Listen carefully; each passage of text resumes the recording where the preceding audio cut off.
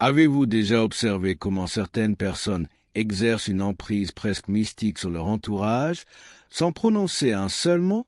Elles ne haussent pas le ton, ne supplient pas, elles se contentent de se retirer. Et soudain, tout bascule. Les énergies se transforment, les gens s'interrogent, cherchent à comprendre, ressentent quelque chose. Et si vous faisiez la même chose, si vous cessiez de répondre instinctivement à tout, si vous optiez pour le silence plutôt que la réplique immédiate, pour le retrait plutôt que l'explosion, que croyez-vous qu'il se passerait? C'est là que tout se joue. Quand vous arrêtez d'être constamment disponible émotionnellement, physiquement, mentalement, le monde autour de vous vacille, car les autres sont habitués à vous manipuler à travers vos réactions, vos impulsions, votre prévisibilité. Mais le jour où vous choisissez de vous retirer, les règles du jeu changent. Ceux qui pensaient vous connaître réalisent qu'ils n'ont aucune idée de qui vous êtes vraiment. Carl Jung a dit « Ce qui nous agace chez autrui peut nous aider à mieux nous comprendre ».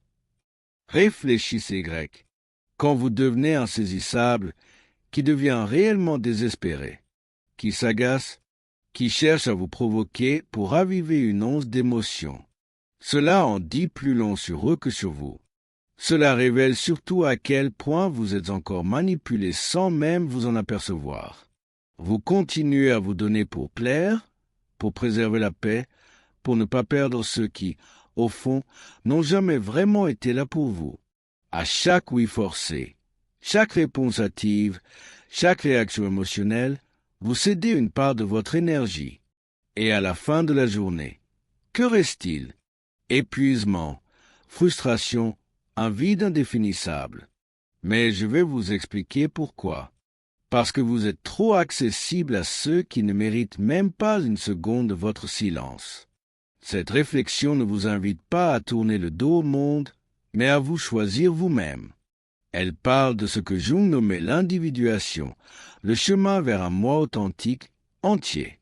Ce chemin commence quand vous réalisez que le silence peut résonner plus fort que 1000 disputes. Se retirer, lorsqu'il s'agit d'un choix conscient et non d'une fuite, est un acte de puissance. Alors, je vous pose la question, les yeux dans les yeux, combien de temps allez-vous laisser les émotions des autres vous contrôler? Combien de temps allez-vous réagir comme une marionnette dès qu'on touche aux blessures? Il est peut-être temps de couper ces ficelles, de vous retirer, de devenir un mystère. Car quand vous cessez d'être à disposition, tout change. On vous a appris à être toujours là, à répondre vite, à satisfaire, à dire oui même quand vous pensiez non.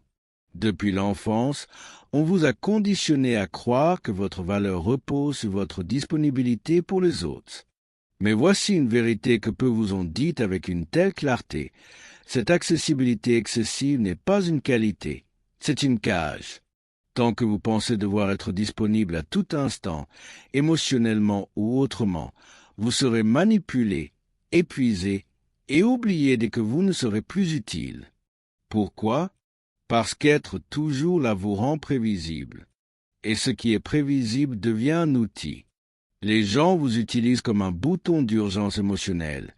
Ils appuient pour obtenir de l'attention, du réconfort, de la validation, puis vous rangent sur l'étagère. Vous ne le voyez pas, car vous êtes prisonnier de l'illusion qu'être là pour tous garantira qu'on le sera pour vous. Mais ça ne fonctionne pas ainsi. Carl Jung parlait de la persona, ce masque que nous portons pour être aimé, accepté, reconnu. C'est ce masque qui vous rend trop disponible. Vous dites que tout va bien alors que vous suffoquez. Vous répondez aux messages dans l'instant, même exténué. Vous vous expliquez, vous vous justifiez, vous vous défendez comme si vous deviez quelque chose au monde. Mais en réalité, plus vous vous mettez au centre du théâtre des autres, plus vous vous effacez du vôtre. Être constamment disponible est une forme subtile d'abandon de soi. C'est une quête déguisée d'approbation, une tentative d'esquiver le rejet, de contrôler l'image que les autres ont de vous. Mais ce contrôle a un coût, votre paix intérieure.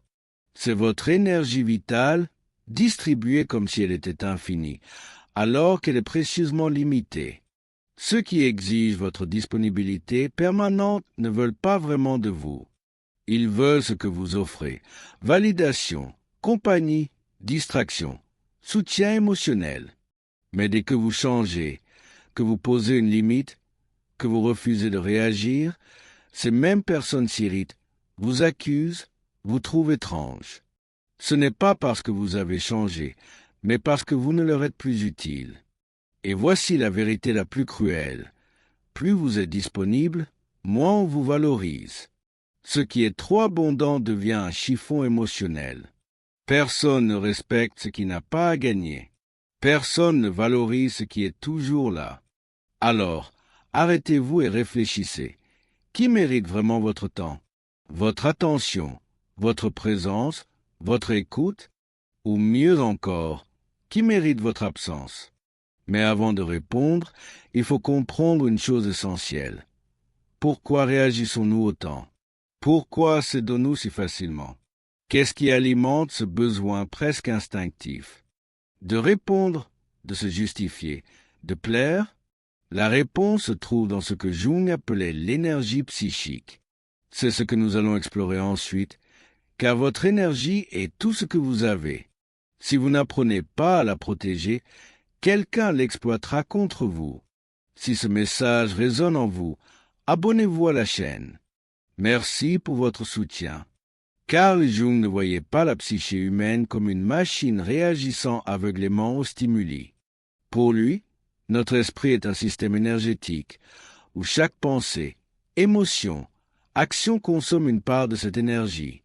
La question est: décidez-vous où va votre énergie ou laissez-vous le monde choisir pour vous?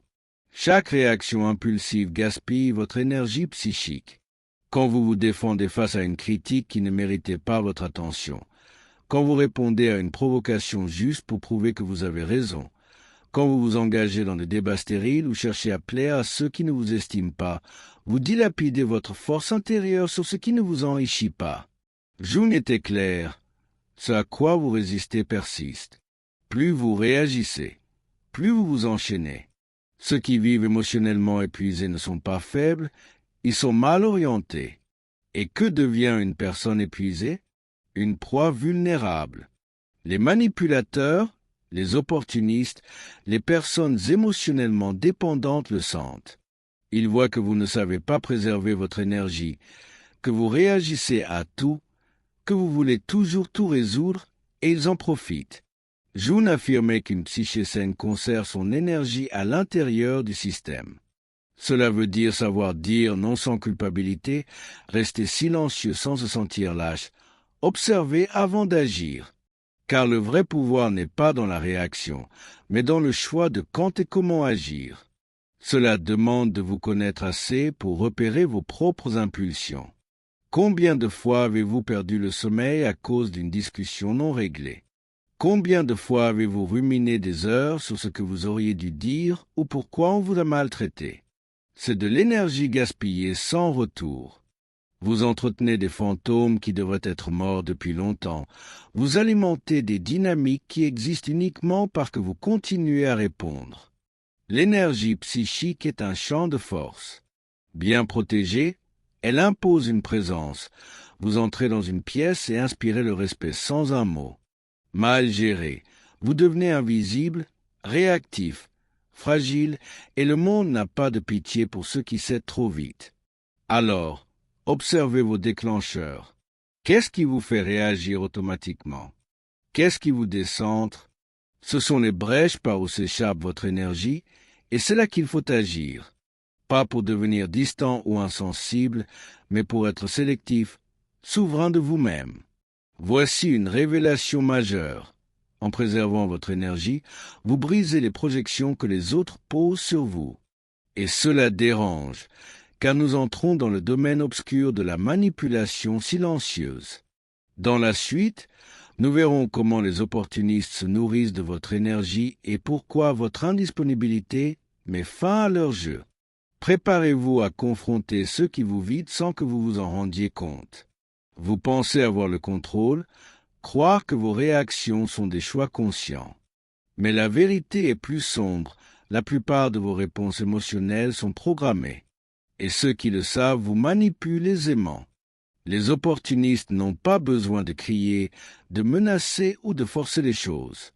Ils appuient juste sur les boutons que vous laissez à découvert et vous réagissez toujours. Jung appelait cela la projection, un mécanisme où les gens attribuent aux autres ce qu'ils refusent de voir en eux. Mais il y a une autre facette que peu remarquent. En étant projeté, vous devenez aussi le réceptacle de ces images. Plus vous êtes disponible émotionnellement, plus vous êtes une toile vierge pour ces projections. Cet ami qui ne vous contacte qu'en crise, ce partenaire qui attend que vous sauviez tout, cette personne qui vous flatte tant que vous êtes utile. Rien de cela n'est fortuit. Ce n'est pas vous qu'ils veulent, mais l'idée de vous, le rôle que vous acceptez de jouer. Pourquoi l'acceptes-tu? Par peur de décevoir, de ne pas être aimé, d'être abandonné. La manipulation la plus efficace ne passe pas par les cris, mais par la culpabilité silencieuse. Quand vous pensez devoir quelque chose, devoir être là, aider, comprendre, même si cela vous détruit de l'intérieur. Le manipulateur n'a pas besoin de vous contrôler, juste que vous réagissiez toujours pareil. Mais quand vous cessez de réagir, le jeu s'arrête. Quand vous dites non, répondez par le silence. Vous retirez au lieu de vous expliquer. Les projections s'effondrent. Le masque qu'on vous a imposé tombe. Cela perturbe car les autres ne savent plus qui vous êtes. Pire, ils doivent se confronter à eux-mêmes et peu y sont prêts. Votre indisponibilité menace car elle force les autres à affronter leur propre vide. Votre silence révèle le bruit intérieur qu'ils refusent d'entendre. Alors viennent les attaques, les reproches, les drames. Pas parce que vous avez tort, mais parce que vous ne servez plus de miroir commode. Jung disait, nous ne devenons pas éclairés en imaginant des figures de lumière, mais en rendant l'obscurité consciente. En vous retirant, en cessant d'alimenter le cycle, l'ombre des autres émerge, insupportable pour ceux qui vous utilisaient comme échappatoire. Et vous? Êtes-vous prêt à affronter l'inconfort d'être incompris, rejeté, attaqué, pour vous protéger? Êtes-vous prêt à supporter le silence post-rupture? Car c'est dans ce silence que naît un nouveau pouvoir. Nous en parlerons ensuite. Pourquoi le silence est l'arme la plus redoutable de la psyché et comment il redéfinit votre lien avec le monde. Le monde moderne est bruyant. Tous veulent être entendus, réagir vite, gagner des débats inutiles, imposer leur point de vue, même au prix de leur paix.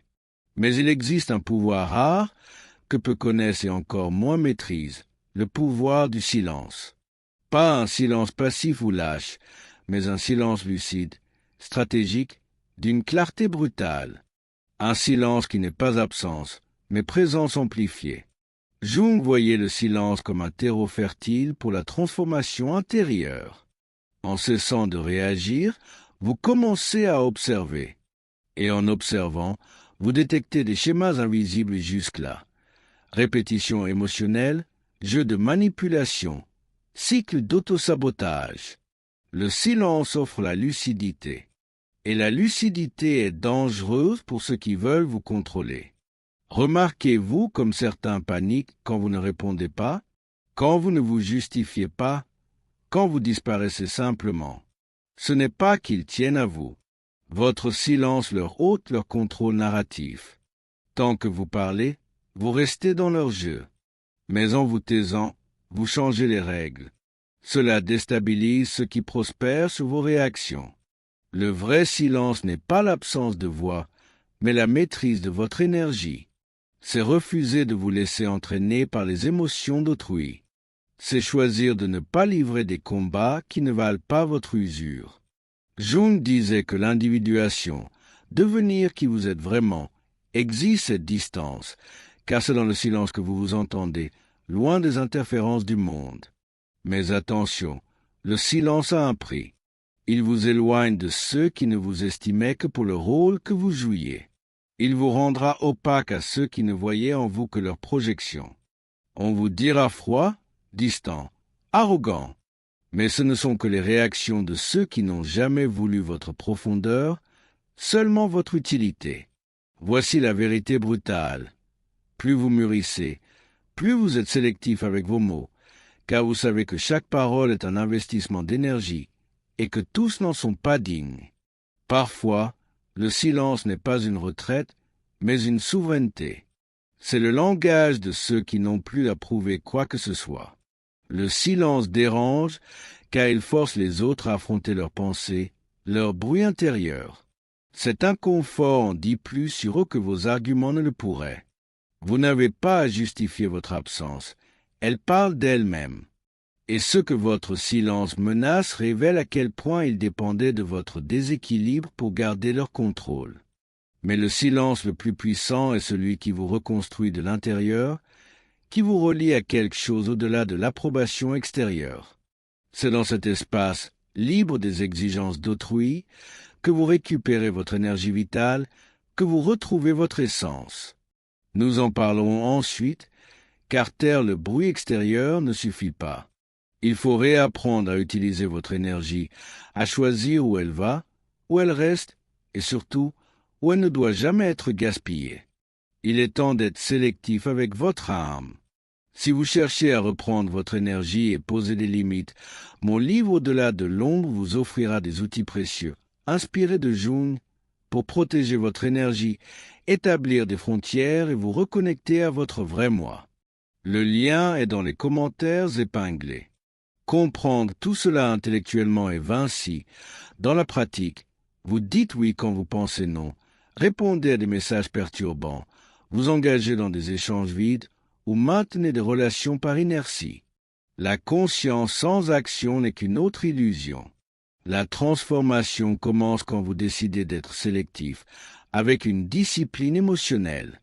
L'indisponibilité consciente n'est ni froideur, ni arrogance, ni indifférence. C'est refuser d'être à la disposition de tous, tout le temps, pour n'importe quoi. C'est reprendre le contrôle de votre énergie, votre temps, votre paix. Cela passe par de petits gestes. Ne pas répondre tout de suite. Respirer avant de réagir, quitter une discussion avant qu'elle ne devienne chaos, éteindre votre téléphone sans culpabilité, dire « pas maintenant, pas intéressé, je ne m'engage pas ». Mais le plus important, vous n'avez pas à justifier votre silence, votre absence. Vous ne devez rien à personne, sauf à vous-même.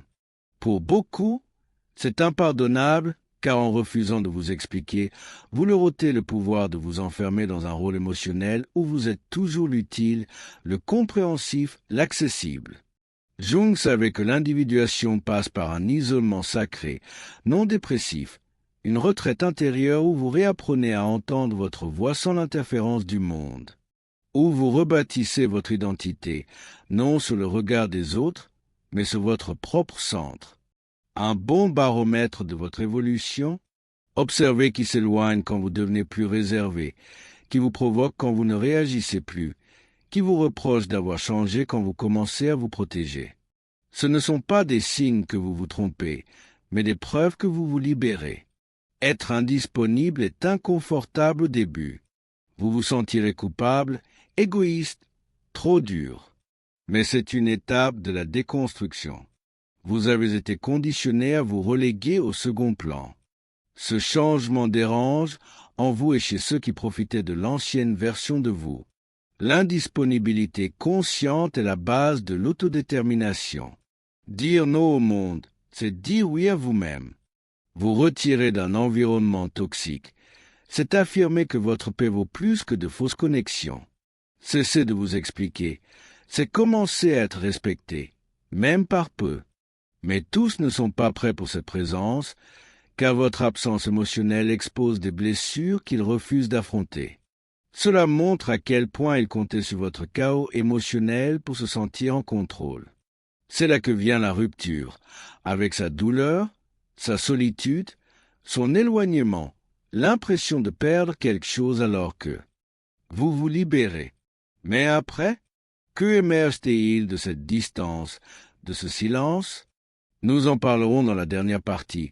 La renaissance qui naît quand vous osez être incompris, seul, entier par vous-même. Il est temps de saisir pourquoi la solitude des forts mène à la vraie liberté. Quand vous cessez d'être disponible pour tous, quelque chose de profond se produit. D'abord, un silence inconfortable qui semble hurler en vous. Vous vous demandez si vous avez raison, si vous êtes trop dur, si vous perdez ceux qui vous aimaient. Mais ce silence évolue. Il purifie, apaise, guérit. Puis vient la solitude, non celle du vide, mais de votre pleine présence. La solitude du fort, de celui qui ne se trahit plus pour retenir les autres. Là où régnait la confusion, la clarté s'installe. Là où était l'anxiété, la paix arrive. Là où était le besoin, une force nouvelle émerge, celle d'être entier en vous-même. Jung disait que l'individuation, devenir qui vous êtes vraiment, exige de s'éloigner du collectif, de retirer le masque, de marcher seul un temps. C'est ce que vous faites en devenant indisponible. Vous ne fuyez pas le monde, vous revenez à vous. Vous cessez d'être un réacteur pour devenir un créateur, de vous laisser modeler par les circonstances pour façonner votre réalité de l'intérieur. Ce que votre absence dérange révèle qui ne voulait pas vous, mais le rôle que vous jouiez. Et maintenant que vous ne cadrez plus, ils sont perdus. C'est libérateur.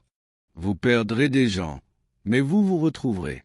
Vous vous éloignerez de lieux, mais vous renouerez avec votre essence. Vous serez incompris, mais enfin respecté.